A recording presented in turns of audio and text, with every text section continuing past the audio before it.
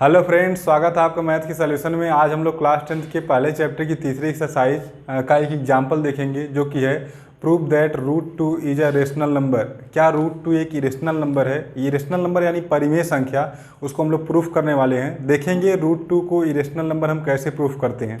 तो दोस्तों, सबसे पहले हम लोग रूट 2 को एक रेशनल नंबर मान के चलेंगे, और उसको जब हम क्वेश्चन लगाएंगे तो बीच में कहीं ना कहीं एक कंट्राडिक्शन आएगा। उस कंट्राडिक्शन के बेसिस पर हम लोग बोल देंगे रूट 2 रेशनल नंबर नहीं बल्कि एक इरेशनल नंबर है। तो इसको सॉल्व करते हैं। यहाँ पर देखेंगे, let root 2 be a rational number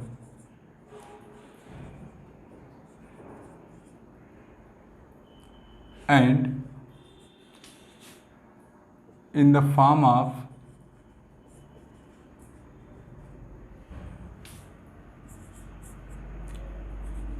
a upon b।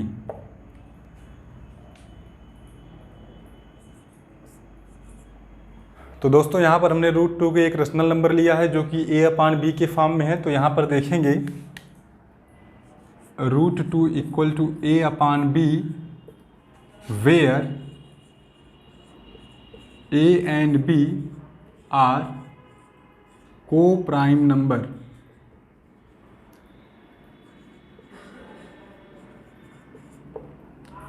यहाँ पर हमने रूट 2 को a अपान b के फॉर्म में लिया है, यानी कि एक रेशनल नंबर के फॉर्म में, जहाँ पर a एंड b क्या है? को prime number. Co-prime number का मतलब होता है कि a और b दोनों का जो HCF होगा, जो कॉमन फैक्टर होगा, वो ओनली 1 होगा। 1 के अलावा कोई भी ऐसा नंबर नहीं होगा जो a और b दोनों को काट सके। ठीक है, तो यहाँ पर थोड़ा सा हम इसको और सॉल्व करेंगे। इसको इक्वेशन नंबर 1 बना लेंगे। तो यहाँ से अगर हम इसको सॉल्व करेंगे तो a की वैल्यू जो आएगी वो आएगी रूट 2b। अगर हम क्रॉस मल्टीप्लाई कर दें तो रूट 2b आ जाएगा। यहाँ पर हम लोग रूट हटाने के लिए दोनों साइड का स्क्वायर करेंगे। अगर हम स्क्वायर करते हैं दोनों साइड का तो यहाँ पर हमें मिलेगा a स्क्वायर इक्वल टू, इधर पूरे का स्क्वायर करेंगे तो रूट 2 का स्क्वायर होके 2 हो जाएगा, और b का स्क्वायर यहाँ पर b स्क्वायर। तो यहाँ पर हम देख रहे हैं कि ये जो a स्क्वायर नंबर है वो यहाँ पर 2 से डिविजिबल है। इसे हम इस फॉर्म में भी लिख सकते हैं, a square by 2 equal to b square. इसी इक्वेशन को हम लोग इस फॉर्म में भी लिख सकते हैं। इसका मीनिंग है कि अगर हम a स्क्वायर को डिवाइड करेंगे 2 से तो b स्क्वायर बार में डिवाइड होगी। तो पीछे हम एक थियरम भी पढ़े थे कि अगर कोई भी पॉजिटिव इंटीजर का स्क्वायर 2 से डिवाइड हो जा रहा है, यानी प्राइम नंबर से डिवाइड हो जा रहा है किसी भी एक प्राइम नंबर से, तो वह प्राइम नंबर इस इंटीजर को भी डिवाइड कर देगा। अगर उसके स्क्वायर को डिवाइड कर रहा है तो उस इंटीजर को भी डिवाइड कर देगा। लिखेंगे since a square is divisible by, इसको इक्वेशन नंबर 2 बना लेंगे, divisible by 2, then a is also divisible by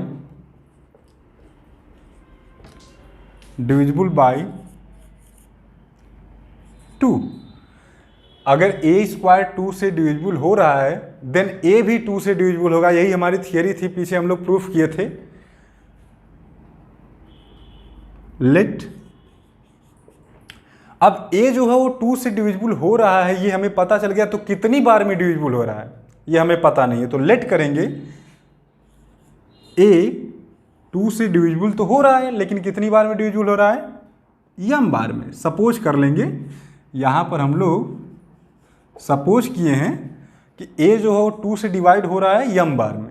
तो यहाँ से a की वैल्यू क्या आ जाएगी? a equal to 2m, a equal to 2m। अब दोनों साइड का स्क्वायर कर देंगे फिर से, तो यहाँ से हमें मिल जाएगा a square equal to 4m square. a का स्क्वायर करेंगे तो a स्क्वायर, 2 का स्क्वायर करेंगे तो 4, m का स्क्वायर करेंगे तो m स्क्वायर। इसको इक्वेशन नंबर 3 कर लेंगे। अब यहाँ से आपको स्टूडेंट्स करना ये है कि इक्वेशन नंबर 3 में जो a स्क्वायर की वैल्यू है वो ले जाकर इक्वेशन 2 में यहाँ पर पुट कर देनी है, या तो a स्क्वायर की जो वैल्यू है इक्वेशन 2 में वह लाकर यहाँ पर पुट कर देनी है। तो लिखेंगे यहाँ पर from equation 2 we have A square की जो वैल्यू है 2b² वो लाकर यहाँ पर पुट कर देनी इक्वेशन 3 में, तो हमें मिल जाएगा 2b² इक्वल टू 4m²। यहाँ पर आप 2 से जाकर डिवाइड करा देंगे तो यहाँ से वैल्यू आ जाएगी b² इक्वल टू 2m²। यहाँ पर हम लोग 2 से डिवाइड करेंगे जब 4 में तो यहाँ पर 2 बचेगा, इसका मतलब b² इक्वल टू 2m²। हम यहाँ पर देख सकते हैं, फिर इसको हम उस फॉर्म में जा सकते हैं, यानी अगर हम b² को डिवाइड करें इधर लाकर 2 से तो उधर बचेगा m²। इसका मतलब ये इक्वेशन क्या हमसे बोल रहा है कि b² को अगर हम 2 से डिवाइड करेंगे तो डिवाइड m² बार में जाएगी। इसका मतलब b² डिविजिबल है 2 से। अगर b² 2 से डिवाइड हो जा रहा है तो थ्योरम के अकॉर्डिंग b भी 2 से डिवाइड हो जाएगा, क्योंकि 2 एक प्राइम नंबर है। अगर कोई प्राइम नंबर किसी के इंटीजर के स्क्वायर को डिवाइड करता है तो उस इंटीजर को भी डिवाइड कर देगा। तो लिखेंगे since b² is divisible by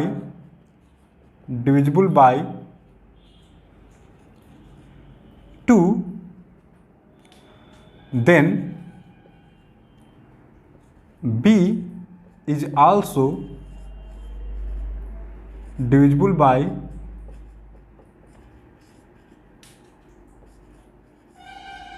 2। तो यहां पर हम देख रहे हैं कि b² अगर 2 से डिवाइड हो जा रहा है देन b भी 2 से डिवाइड हो जाएगा, यही हमारा थ्योरम होता है। तो हम लोग इस स्टेटमेंट्स में क्या बोले थे कि a जो है वो 2 से डिवाइड हो जा रहा है, और यहाँ पर हमने ये भी प्रूफ कर दिया कि b भी जो है 2 से डिवाइड हो जा रहा है। इसका मतलब a और b दोनों 2 से डिवाइड हो जा रहे हैं। लेकिन यहाँ पर हम लोग क्या लिखे थे, where a and b are co-prime number. Co-prime number का मतलब होता है कि a एंड b दोनों केवल 1 से डिवाइड होने चाहिए, 2 से डिवाइड नहीं होने चाहिए। तो यहाँ पर एक कंट्राडिक्शन प्रूफ होता है। अगर हम लोग दोनों स्टेटमेंट्स को मिलाकर देखें तो a एंड b दोनों 2 से डिवाइड हो रहे हैं, लेकिन वहाँ पर हमने यहाँ पर नोट किया था कि a एंड b दोनों क्या हैं, को प्राइम नंबर। इसका मतलब वो 1 से केवल डिवाइड होने चाहिए। तो यहाँ पर तो 2 से डिवाइड हो रहे हैं, इसका मतलब यहाँ पर कंट्राडिक्शन आ गया।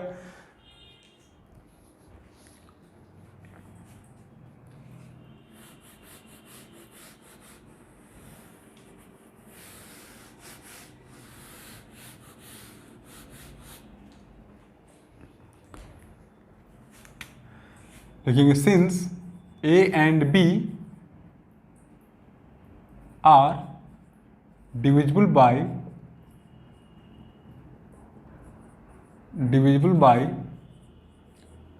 2, therefore there is a contradiction।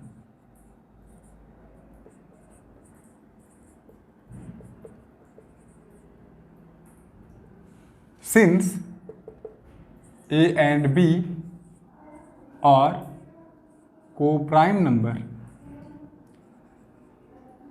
तो दोस्तों यहाँ पर हम लोग देख रहे हैं कि एक कंट्राडिक्शन प्रूफ हो जाता है कि a एंड b को प्राइम थे, तो a एंड b डिविजिबल 2 से कैसे हो जा रहे हैं। इस बेसिस पर हम लोग कह सकते हैं, जो हमने ऊपर लेट किया था कि √2 एक रेशनल नंबर है, इसका मतलब वो रेशनल नंबर नहीं होकर के क्या होगा, इरेशनल नंबर। तो हम यहाँ पर बोल सकते हैं then √2 is not irrational number।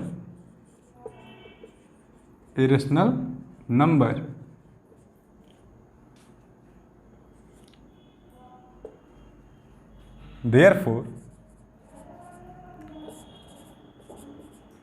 √2 is a irrational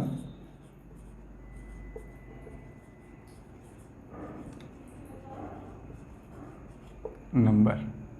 तो दोस्तों अब हम लोग एनसीईआरटी का एक्सरसाइज 1.3 का एक एग्जाम्पल देखते हैं, जो कि है √3 इज ए इरेशनल। हमसे पूछा है कि prove that √3 is a irrational. क्या √3 एक इरेशनल नंबर है? फिर उसी तरीके से हम लोग प्रूफ करेंगे, लेट कर लेंगे कि √3 एक रेशनल नंबर है। सबसे पहले हम लोग √3 को रेशनल नंबर सपोज करेंगे, उसके बाद हम लोग इसको इरेशनल नंबर प्रूफ करके दिखाएंगे। तो यहाँ पर हम लोग लेट करेंगे, let √3 equal to a/b where a and b are co-prime। जहाँ पर ए एंड बी क्या है, को प्राइम नंबर। पिछले क्वेश्चन की ही तरह इसको हम लोग सॉल्व करेंगे। यहाँ पर इसको इक्वेशन नंबर 1 सपोज कर लेंगे। यहाँ से हम लोग देखेंगे ए की वैल्यू क्या आ जाएगी, √3b, दोनों साइड का स्क्वायर करेंगे हम लोग, तो यहाँ पर मिलेगा ए स्क्वायर, √3 का स्क्वायर करेंगे 3b का स्क्वायर करेंगे b स्क्वायर। इस इक्वेशन से हमें क्या दिख रहा है, इक्वेशन नंबर 2 इसको सपोज कर लेंगे।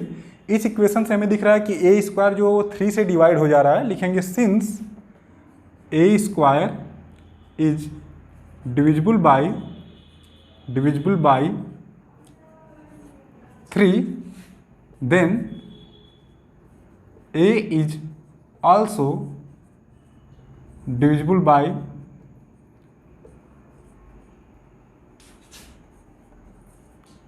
3। थ्योरम के अकॉर्डिंग आप देख रहे हैं ए स्क्वायर जब 3 से डिवाइड हो रहा है तो ए भी 3 से डिवाइड हो जाएगा। लेट, अब यहां पर क्वेश्चन ये है कि जब ए स्क्वायर 3 से डिवाइड हो रहा था कितनी बार में, बी स्क्वायर बार में।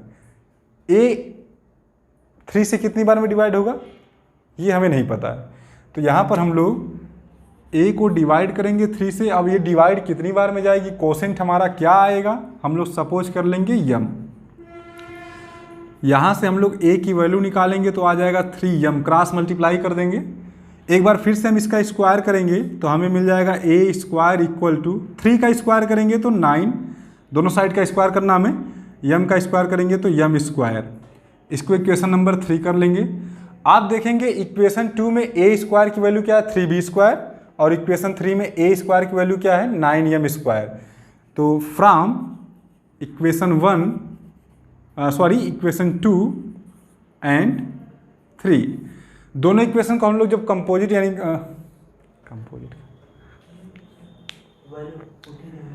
दोनों इक्वेशन को जब हम कंबाइन करेंगे, देख रहे हैं ए स्क्वायर की वैल्यू 3b स्क्वायर है एंड ए स्क्वायर की वैल्यू 9m स्क्वायर, यानी LHS बराबर है तो RHS भी क्या होगा, बराबर होगा। तो हम लोग लिख सकते हैं 3b square equal to 9m square. यहाँ पर आप देखेंगे 3 से 9 डिवाइड हो जाएगा जा करके, तो b स्क्वायर इक्वल टू 3 से 9 डिवाइड होगा कितनी बार में, 3 बार में, m स्क्वायर। तो इस इक्वेशन से हम लोग एक बार फिर से देख सकते हैं कि b स्क्वायर 3 से डिवाइड हो जा रहा है कितनी बार में, m स्क्वायर बार में। लिखेंगे since b square is divisible by 3, then b is also divisible by 3।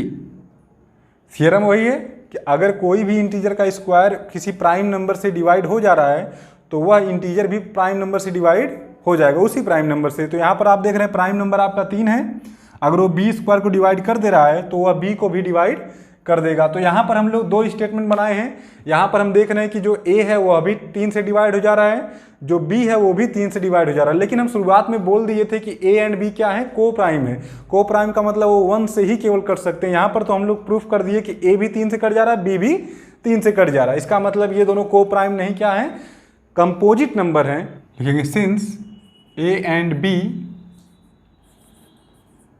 Are divisible by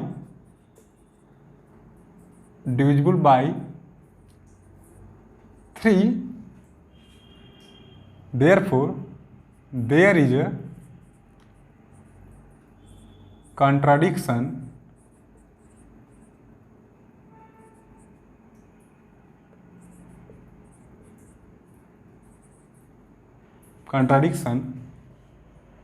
since a and b are co-prime. यहां पर हम देख रहे हैं कि जब a एंड b 3 से डिवाइड हो जा रहे हैं दोनों नंबर, तो हमारे पास एक कंट्राडिक्शन प्राप्त होता है, क्योंकि हम लोग शुरुआत में बोले थे a एंड b क्या है, को प्राइम नंबर। तो इस कंट्राडिक्शन के बेसिस पर हम बोल सकते हैं कि जो हमने √3 को रेशनल नंबर प्रूफ किया है, तो इस कंट्राडिक्शन के बेसिस पे हम बोल सकते हैं कि जो कि हमने शुरुआत में √3 को रेशनल नंबर सपोज किया था, वह रेशनल नंबर नहीं क्या है, इरेशनल नंबर। तो लिखेंगे therefore √3 is an irrational number.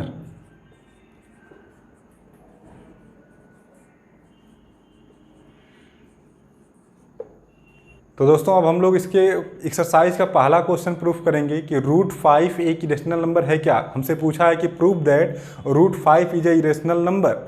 क्या √5 एक इरेशनल नंबर है, प्रूफ करके हम लोग देखेंगे। यहाँ पे पिछले क्वेश्चन की तरह हम लोग √5 को इरेशनल नंबर प्रूफ करेंगे। देखते हैं। सबसे पहले क्वेश्चन नंबर 1 को हम लोग सॉल्व करने जा रहे हैं।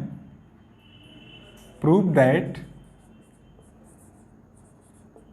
√5 is irrational.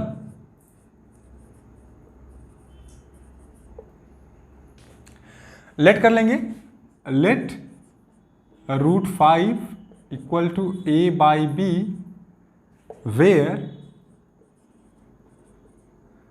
a and b are co-prime।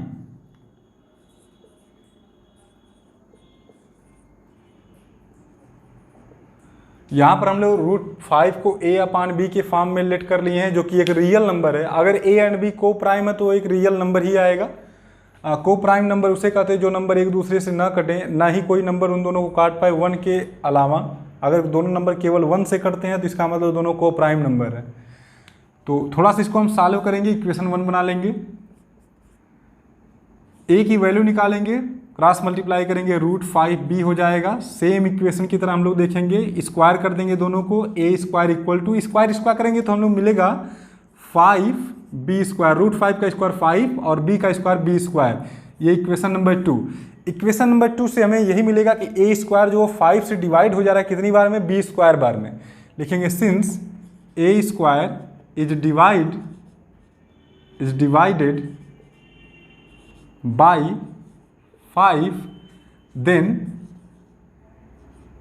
a is also divided by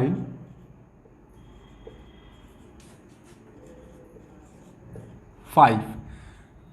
वही थियरम हम लोग अप्लाई किए हैं कि अगर a² 5 से डिवाइड हो जा रहा है तो a भी 5 से डिवाइड हो जाएगा। अब a 5 से कितनी बार में डिवाइड हो जाएगा ये हमें नहीं पता है, तो हम यहाँ लेट करेंगे। लेट अगर हम a को 5 से डिवाइड कराएं, a/5, a को 5 से डिवाइड कराएं तो लेट कर लेते हैं m बार में डिवाइड जाएगी। ठीक है ना, इसको हमने लेट किया है, m बार में डिवाइड जाएगी।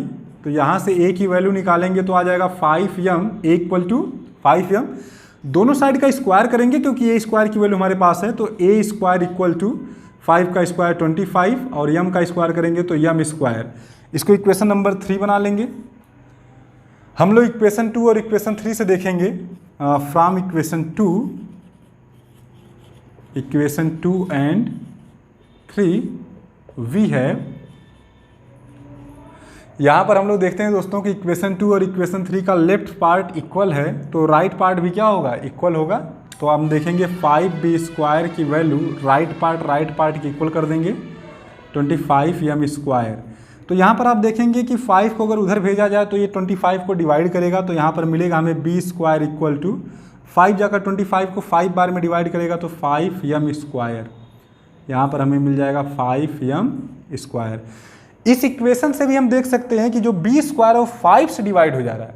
5 क्या एक प्राइम नंबर है, b² जो 5 से डिवाइड हो जा रहा है कितनी बार में, m² बार में। तो यहाँ पर हम लिख सकते हैं since b² is divided by 5, then जब b² 5 से डिवाइड हो जा रहा है तब b भी 5 से डिवाइड हो जाएगा। ये हमारा थियरम है। Then b is also divided by 5। यहाँ पर हम देख रहे हैं जब b² 5 से डिवाइड है तो b भी 5 से डिवाइड होगा। देन यहाँ का स्टेटमेंट और यहाँ का स्टेटमेंट्स अगर हम लोग मिलाते हैं तो यहाँ पर हमने बोला था a जो है वो 5 से डिवाइड होता है, यहाँ पर हम बोल रहे हैं b जो है वो 5 से डिवाइड होता है। लेकिन हम शुरुआत में क्या बोले थे कि a एंड b क्या है, को प्राइम। अगर वो दोनों को प्राइम है तो 1 के अलावा किसी से दोनों डिवाइड नहीं हो सकते, दोनों मिलकर 1 के अलावा किसी से डिवाइड नहीं हो सकते। लेकिन यहाँ पर हमने दोनों देखा है कि ये दोनों नंबर 5 से डिवाइड हो जा रहे हैं, यानी दोनों के कॉमन फैक्टर में 5 जरूर आ रहा है। Since a and b are divided by 5,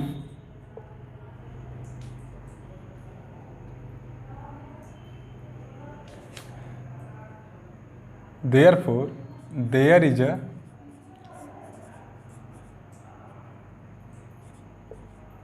contradiction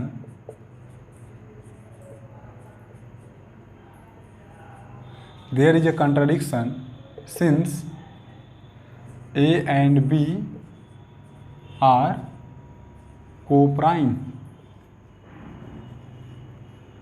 तो यहाँ पर हम लोग देख रहे हैं कि जब A एंड B दोनों 5 से डिवाइड हो जा रहे हैं तो हमें एक कॉन्ट्राडिक्शन मिलेगा। यहाँ पर कॉन्ट्राडिक्शन इस वजह से मिलेगा क्योंकि A एंड B दोनों क्या थे, को प्राइम थे, लेकिन यहाँ पर A एंड B दोनों डिवाइड हो जा रहे हैं किससे, 5 से। अब इस बेसिस पर हम लोग बोलेंगे, इस कॉन्ट्राडिक्शन के बेसिस पर, कि जो रूट 5 को हमने रेशनल नंबर माना था वो रेशनल नंबर नहीं होके बल्कि क्या होगा, एक इरेशनल नंबर। तो यहाँ पर therefore root 5 is an irrational number